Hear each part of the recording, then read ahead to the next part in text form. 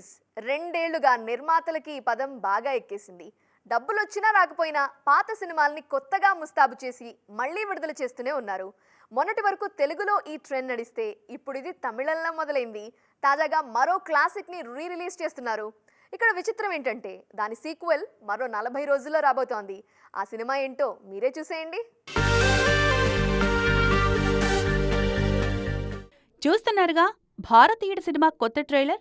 June 7న ఈ cinema మరోసారి థియేటర్స్లో విడుదల కానుంది. 1996లో శంకర్ తెరకెక్కించిన ఇండియన్ తమిళంతో పాటు తెలుగులోనూ సంచలనం సృష్టించింది. ఈ సినిమా సీక్వెల్ జూలై 12 విడుదల కానుంది. ఈలోపే భారతీయుణ్ణు మరోసారి రిలీజ్ చేస్తున్నారు ఏఎం రత్నం. తాజాగా 4K ట్రైలర్ విడుదల చేశారు. మనతో పోలిస్తే తమిళంలో రీ రిలీజ్ ట్రెండ్ తక్కువే. బాబా, ప్రేమికుడు లాంటి 1-2 మాత్రమే అక్కడ రీ రిలీజ్ అయ్యాయి.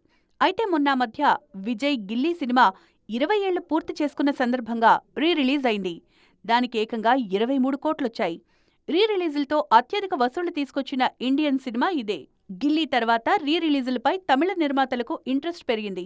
తాజాగా ఇండియన్ సినిమాను అలాగే భారీగానే రీ రిలీజ్ చేయబోతున్నారు. పైగా ఇప్పుడు తమిళనాడులో సినిమాలు లేవు.